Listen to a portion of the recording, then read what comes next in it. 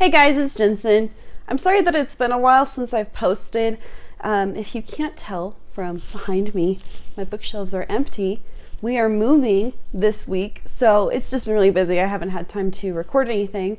However, I did want to just quickly update you on what I've been reading the past couple weeks. So without further ado, let's get into it. So last week I finished reading Call the Midwife by Jennifer Worth.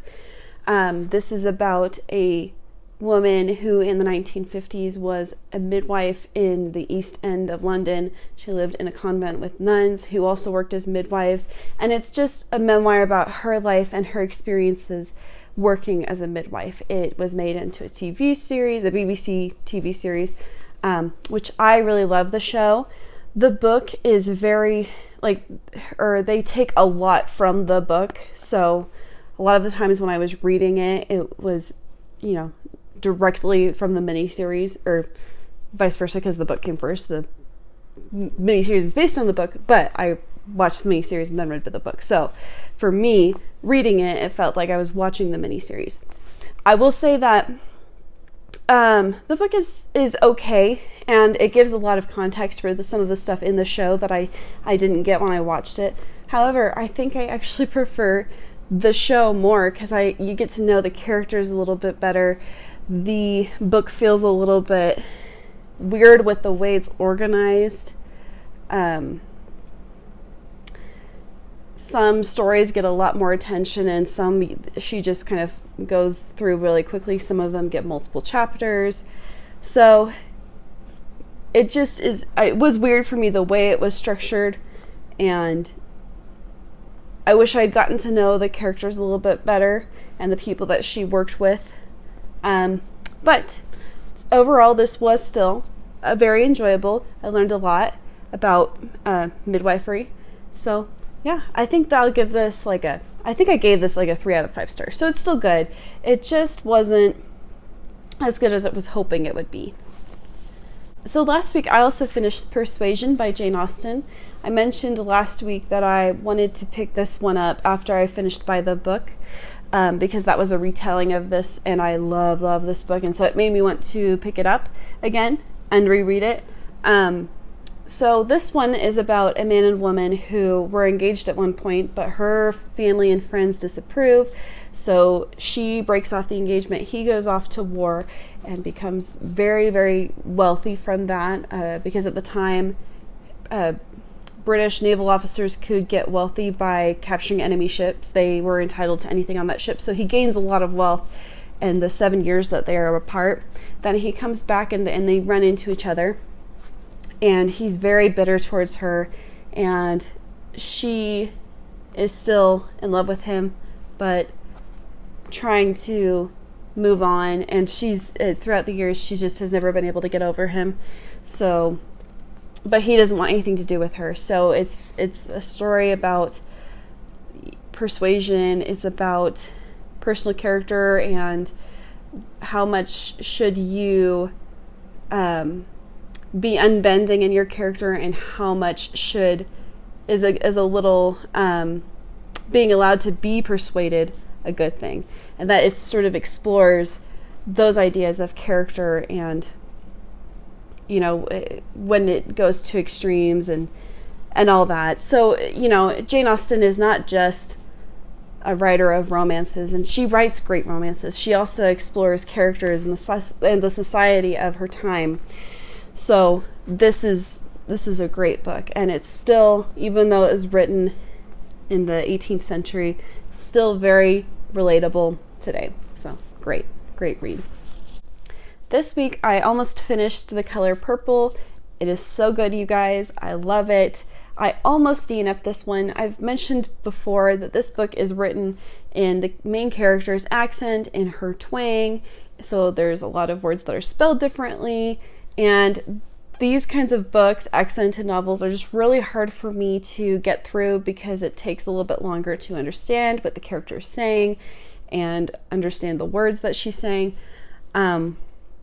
So I almost DNF'd this because I just found myself dreading it anytime I felt like I should pick it up.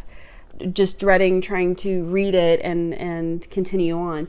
But I found that this year, the sort of theme for me as a reader is, if you feel like DNFing a book, try picking it up back up. And 9 times out of 10 so far this year, I've picked back up and I have finished it and really liked the book, or absolutely loved it. So that's the same with this case. I'm almost done. I have this many pages left, so I should be done today or tomorrow. And it's really, really good, you guys. This is about a young Black woman who has had a really difficult life. She has been sexually abused by her father since she was a young girl. And she's had 2 children through that, and then he told her that he killed the children. So then she gets married off to a man who's also horrible to her, and she's expected to take care of his children. And it's just a story about her coming into her own spiritually and mentally and emotionally, and just developing as a character into a person who is independent and stands on her own and doesn't take that abuse anymore. And so it's a really great, powerful book, and I just really love it. It's very it's still very relevant today. Even I don't know when this was written. 1982. So still very relevant to today, even though it was written a little bit ago, not too long ago, but a little bit ago. Still very relevant to things that are still being brought up today. Like, and for an example, I mentioned that this book is very spiritual, very religious. She writes her letters to God. So at one point they do bring up the fact that in a lot of Christian paintings and portrayals, characters from the Bible are depicted as white, even though they weren't white. They were from Africa and Egypt and the Middle East. And so yeah, it brings up stuff that's still being brought up today. So this is such a great read, and I would encourage anyone to pick it up who wants to be a little bit more educated about the experience of someone else. So love it. This is probably going to be a 4 or 5 star read for me. It's just really, really good and really interesting. So I also recently picked up Emma by Jane Austen. This is the only Jane Austen that I have not read yet. I am not that far into it, about 8 pages. The introduction to this is super long, and I just skipped that. But so I'm not that far into it at all, but like every other Jane Austen novel, it is great, it is funny, it is witty, and it very intelligent, and has some interesting insights on the society that the characters are living in and the society of England at the time. So I am really, really excited to read this, and then I hope I can watch the movie after, the new movie that just came out. I've seen the Gwyneth Paltrow one, but yes, I'm loving this so far, and I hope I've picked this up a few times and just never finished it. So hopefully I'll be able to finish this really soon, so that I will have read all of her novels. I also picked up The Royal We by Heather Cox and Jessica Morgan, which was on my July TBR. And this is really good so far. It's basically just a Kate Middleton, Prince William fan fiction, except the Kate Middleton character is American. But other than that, I guess a lot of it's fan fiction, so I think they had to make up a lot of the events and stuff. But it's a similar story where they meet at Oxford and are start out as friends, but eventually fall in love. I think there's some scandal that's going to happen right before the wedding. It starts out the day before the wedding, and I think something is going on, but I'm not sure, because it starts out there and then it jumps back to when they first meet. So it sounds, it feels, so that the authors of this book write a celebrity gossip blog, fashion blog, and it feels very much that that's something that they write from the writing style of this book. It feels very light and sort of, fun, gossipy, sort of that writing style.